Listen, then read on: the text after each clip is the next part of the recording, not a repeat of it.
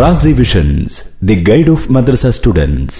അസ്സലാമു അലൈക്കും വറഹ്മത്തുള്ളാഹി വബറകാതുഹു.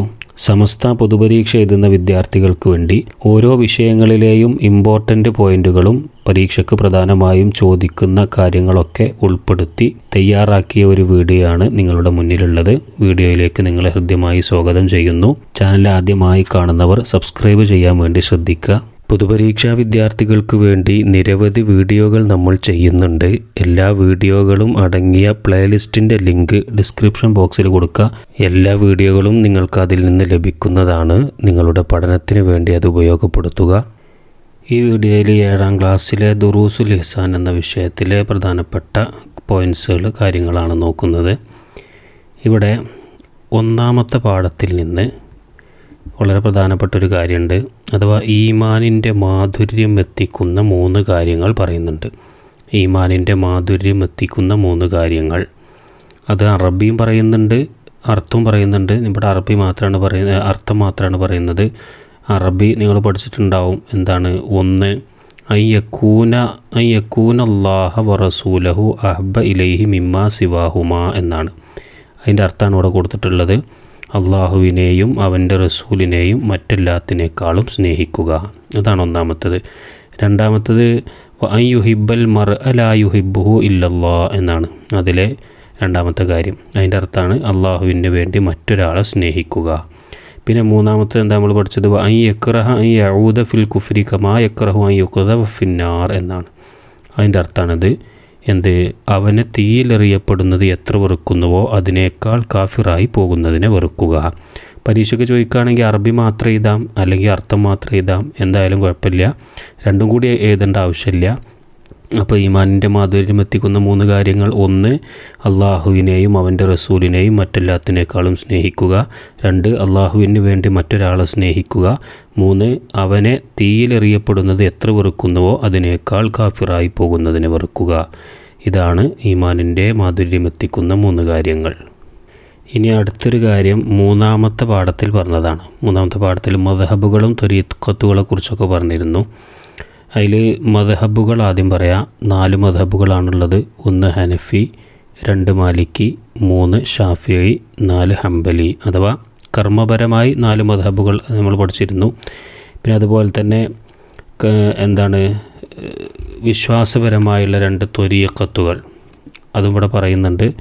1 അശ്അരിയാണ്, 2 മാതുരീദിയാണ് അല്ലേ. അപ്പോൾ ഈ കാര്യങ്ങളും കൂടി ഒന്ന് ശ്രദ്ധിക്കണം. പിന്നെ മറ്റേ കർമ്മപരമായി 4 മദ്ഹബുകൾ: 1 ഹനഫി, 2 മാലിക്കി, 3 ഷാഫിഈ, 4 ഹംബലി. പിന്നെ വിശ്വാസപരമായി 2 ത്വരീഖത്തുകൾ: 1 അശ്അരി, 2 മാതുരീദി. ഇനി 4ാമത്തെ പാഠത്തിൽ, 4ാമത്തെ തഅ്ലീം എന്നുള്ള പാഠത്തിൽ ബഹുമാനിക്കപ്പെടേണ്ട കുറച്ച് വസ്തുക്കളെ പറയുന്നുണ്ട്. ബഹുമാനിക്കപ്പെടേണ്ട കാര്യങ്ങൾ അതേതൊക്കെയാണ്? അതിലൊന്നാമത്തേത് അല്ലാഹു തആല ബഹുമാനിച്ച വ്യക്തികൾ, സ്ഥലങ്ങൾ, വസ്തുക്കൾ, സമയങ്ങൾ, ഇതൊക്കെ ബഹുമാനിക്കേണ്ടതാണ്. 2 മലക്കുകൾ, 3 അംബിയാക്കൾ, 4 ഔലിയാക്കൾ, 5 ആലിമുകൾ, 6 സയ്യിദുമാർ, 7 പരിശുദ്ധ നാമങ്ങൾ, 8 മതഗ്രന്ഥങ്ങൾ, 9 പള്ളികൾ, 10 പ്രത്യേക മാസങ്ങൾ, ദിവസങ്ങൾ. ഇങ്ങനെ ഒരു 10 കാര്യങ്ങൾ പറയുന്നുണ്ട്. ഇതൊക്കെ ബഹുമാനിക്കപ്പെടേണ്ട കാര്യങ്ങളാണ്. എന്തൊക്കെയാണ്? 1 അല്ലാഹു തആല ബഹുമാനിച്ച വ്യക്തികൾ, സ്ഥലങ്ങൾ, വസ്തുക്കൾ, സമയങ്ങൾ. പിന്നെ രണ്ടാമത്തേത് മലക്കുകൾ, 3 അംബിയാക്കൾ, 4 ഔലിയാക്കൾ, 5 ആലിമുകൾ, 6 സയ്യിദുമാർ, 7 പരിശുദ്ധ നാമങ്ങൾ, 8 മതഗ്രന്ഥങ്ങൾ, 9 പള്ളികൾ, 10 പ്രത്യേക മാസങ്ങൾ, ദിവസങ്ങൾ. അപ്പോൾ ഇതൊക്കെ ബഹുമാനിക്കപ്പെടേണ്ട കാര്യങ്ങളാണ്. പാഠം 5 ശ്രേഷ്ഠമായ മാസങ്ങൾ, ദിവസങ്ങൾ, ഇതിനെക്കുറിച്ച് പറയാനുണ്ട്. ശ്രേഷ്ഠമായ മാസങ്ങൾ, ദിവസങ്ങൾ. അതിൽ റമദാൻ മാസം, പിന്നെ ദുൽഹിജ്ജ മാസത്തിൽ ആദ്യത്തെ 10 ദിവസങ്ങൾ, പിന്നെ അറഫ ദിനം, പിന്നെ മുഹറം 9, 10 ദിവസങ്ങൾ, പിന്നെ 2 പെരുന്നാൾ. ഇതൊക്കെ ശ്രേഷ്ഠമായ മാസങ്ങളും ദിവസങ്ങളും ആണ്. ഏതൊക്കെയാണ്? റമദാൻ മാസം, ദുൽഹിജ്ജ മാസത്തിൽ ആദ്യത്തെ 10 ദിവസങ്ങൾ, അറഫ ദിനം, പിന്നെ മുഹറം 9, 10 ദിവസങ്ങൾ, പിന്നെ 2 പെരുന്നാൾ. ഈ ദിവസങ്ങളൊക്കെ ശ്രേഷ്ഠമായ മാസങ്ങളിലും ദിവസങ്ങളിലും പെട്ടതാണ്. പിന്നെ അതേ പാഠത്തിൽ അതിൻ്റെ കൂടെ തന്നെ പുണ്യമുള്ള രാവുകളെക്കുറിച്ച് പറയുന്നുണ്ട്. പുണ്യമുള്ള രാവുകൾ അതേതൊക്കെ? ഒന്ന് ലൈലത്തുൽ ഖദർ, രണ്ട് പെരുന്നാൾ രാവുകൾ, പിന്നെ മൂന്നാമത്തേത് വെള്ളിയാഴ്ച രാവ്, നാലാമത്തേത് റമദാൻ അവസാന 10 രാവുകൾ, പിന്നെ അഞ്ചാമത്തേത് മിഅ്റാജ് രാവ്, 6 ബറാഅത്ത് രാവ്. ഇങ്ങനെ ഒരു 6 രാവുകൾ പുണ്യമുള്ള രാവുകൾ. മറ്റുള്ള രാവുകളേക്കാൾ കൂടുതൽ പുണ്യമുള്ള രാവുകളാണ് ലൈലത്തുൽ ഖദർ, 2 പെരുന്നാൾ രാവുകൾ, വെള്ളിയാഴ്ച രാവ്, റമദാൻ അവസാന 10 രാവുകൾ, പിന്നെ മിഅ്റാജ് രാവ്, ബറാഅത്ത് രാവ്. ഇതൊക്കെ പുണ്യമുള്ള രാവുകളിൽപ്പെട്ടതാണ്. ഇനി ഈ പാഠത്തിൽ തന്നെ പാഠം 5 അതിൻ്റെ തദ്രീബാത്തിൽ പ്രധാന ദിവസങ്ങൾ, തീയതികൾ കണ്ടെത്താമെന്ന് പറഞ്ഞുകൊണ്ട് ഒരു ഇത് തന്നിരുന്നു. അത് നമ്മളിപ്പോൾ ശ്രേഷ്ഠമായ ദിവസങ്ങൾ അതേപോലെ രാവുകൾ ഒക്കെ പറഞ്ഞല്ലോ. അതൊക്കെ ഏത് ദിവസമാണെന്ന് അതിൻ്റെ തീയതി ഒന്ന് മനസ്സിലാക്കി വെക്കുന്നത് നല്ലതാണ്. പരീക്ഷയ്ക്ക് ചിലപ്പോൾ എങ്ങനെയെങ്കിലുമൊക്കെ ഏതെങ്കിലുമൊക്കെ രൂപത്തിൽ ചോദിക്കാറുണ്ട്. അതിലൊന്നാമത്തത് അയ്യാമു തശ്രീഖാണ്. അയ്യാമു തശ്രീഖ് എന്ന് പറഞ്ഞാൽ അതേതാണ് ദിവസം? അത് ദുൽഹിജ്ജ മാസത്തിലെ 11, 12, 13 തീയതികളാണ്. ദുൽഹിജ്ജ 11, 12, 13 തീയതികളാണ് അയ്യാമു തശ്രീഖ്. പിന്നെ രണ്ടാമത്തേത് അറഫാ ദിനം ചോദിക്കുന്നുണ്ട്. അറഫാ ദിനം എന്ന് പറഞ്ഞാൽ ദുൽഹിജ്ജ 9 അതിൻ്റെ തീയതി. ദുൽഹിജ്ജ മാസം 9 തീയതിയാണ് അറഫാ ദിനം. അവിടെ ശ്രദ്ധിക്കേണ്ടത് അറഫാ ദിനം ദുൽഹിജ്ജ 9, തൊട്ടടുത്ത ദിവസമാണ് ദുൽഹിജ്ജ 10 അല്ലേ, വലിയൊരുന്നാൾ. അത് കഴിഞ്ഞിട്ടുള്ള 3 ദിവസങ്ങൾ അഥവാ ദുൽഹിജ്ജ 11, 12, 13 അതാണ് അയ്യാമു തശ്രീഖ്. അങ്ങനെ മനസ്സിലാക്കുക. പിന്നെ മൂന്നാമത്തത് താസുആ നമുക്ക് മനസ്സിലാക്കാം, സിമ്പിളാണ്. അഥവാ എന്ന് പറഞ്ഞാൽ 9 മുഹറം 9 താസുആ എന്ന് പറയാം. പിന്നെ നാലാമത്തത് ആഷുറ ആണ്. ആഷറ പറഞ്ഞാൽ 10 അപ്പോൾ മുഹറം 10, ഇത് 10 മുഹറം 10 എന്ത്? ആഷുറ. മുഹറം 10 ആഷുറ. അഞ്ചാമത്തെ ഇവിടെ പറയുന്നത് മിഅ്റാജ് രാവാണ്. മിഅ്റാജ് രാവ് ഏതാ? റജബാണ് മാസം 27 രാവാണ്. റജബ് 27 രാവാണ് മിഅ്റാജ് രാവ്.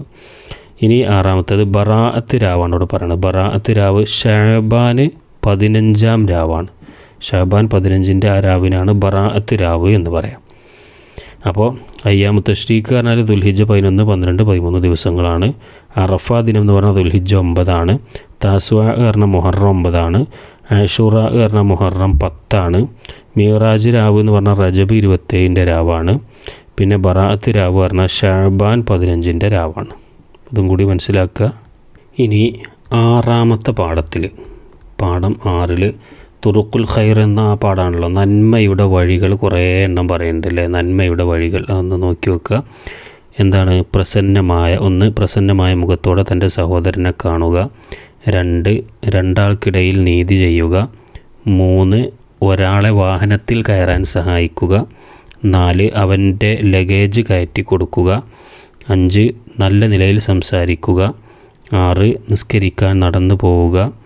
7 മാതാപിതാക്കളെ സ്നേഹിക്കുക. 8 അയൽവാസികൾക്ക് ഗുണം ചെയ്യുക.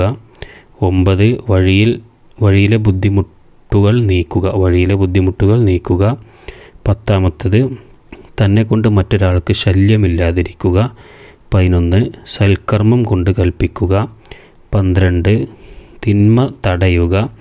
പിന്നെ 13 കുടുംബബന്ധം ചേർക്കുക. 14 കുട്ടികളോട് കരുണ കാണിക്കുക. 15 ഉസ്താദുമാർ, മുതിർന്നവർ, ഉലമാക്കൾ മുതലായവരെ ആദരിക്കുക. അങ്ങനെ നന്മയുടെ വഴികൾ ഇഷ്ടംപോലെ പറയുന്നുണ്ട്. ഒക്കെ മനസ്സിലാക്കി വെക്കുക. പരീക്ഷയ്ക്ക് ചോദിക്കുകയാണെങ്കിൽ എഴുതാം.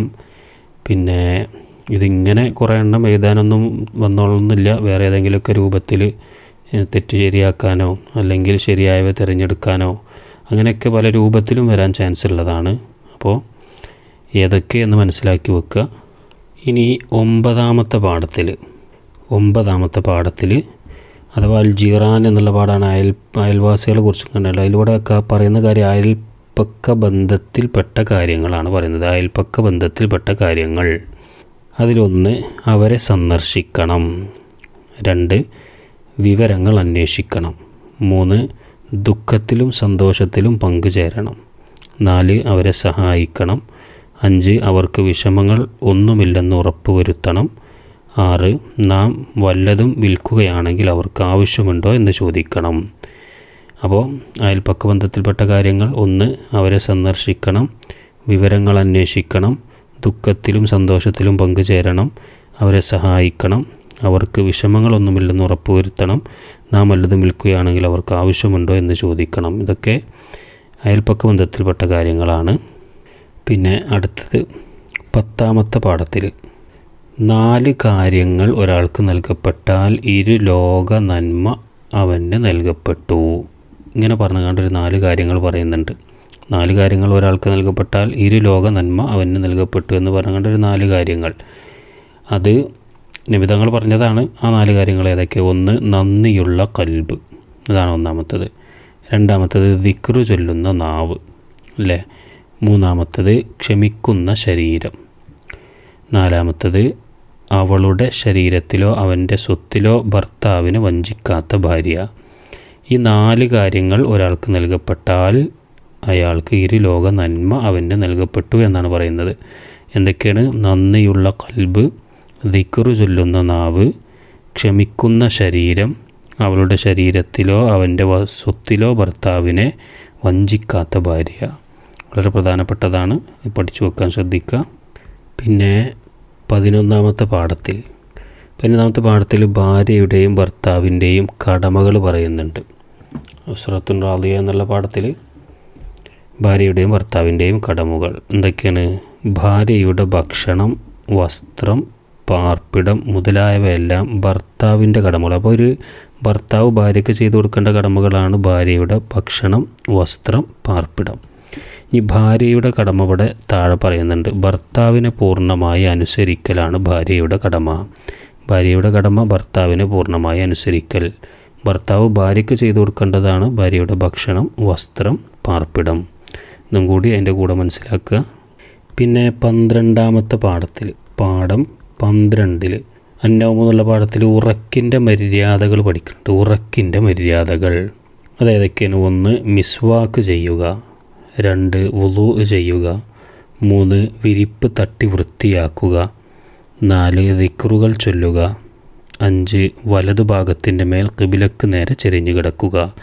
ഇങ്ങനെ 5 കാര്യങ്ങൾ ഉറക്കിൻ്റെ മര്യാദകളായിട്ട് പറയുന്നുണ്ട്. അത് പഠിച്ചു വെക്കുക. 1 മിസ്വാക്ക് ചെയ്യുക, പിന്നെ വുളൂ ചെയ്യുക, വിരിപ്പ് തട്ട് വൃത്തിയാക്കുക, ദിക്റുകൾ ചൊല്ലുക, വലതുഭാഗത്തിൻ്റെ മേൽ ഖിബിലക്ക് നേരെ ചെരിഞ്ഞു കിടക്കുക. അപ്പോൾ ഇതും പഠിച്ചു വെക്കുക. പിന്നെ 13ാമത്തെ പാഠത്തിൽ ദുആ എന്നുള്ള പാഠത്തിൽ ദുആഇൻ്റെ മര്യാദകൾ പറയുന്നുണ്ട്. അത് നോക്കി വെക്കാം. എന്താണ്? 1 ഖിബിലക്ക് മുന്നിടുക, 2 ഇരു കൈകളും ഉയർത്തുക, 3 ഹംദ് സ്വലാത്ത് എന്നിവ കൊണ്ട് ആരംഭിക്കുകയും അവസാനിപ്പിക്കുകയും ചെയ്യുക, 4 അവസാനം ആമീൻ എന്നും, പിന്നെ സുബ്ഹാന റബ്ബിക റബ്ബിൽ ഇസ്സത്തി അമ്മാ യസിഫൂൻ വസ്സലാമുൻ അലൽ മുർസലീൻ വൽഹംദുലില്ലാഹി റബ്ബിൽ ആലമീൻ എന്നും പറയുക. അതാണ് 4ാമത്തത്. 5ാമത്തത് ദുആയിൽ മാതാപിതാക്കളുടെയും മറ്റു മുസ്ലിങ്ങളെയും ഉൾപ്പെടുത്തുക.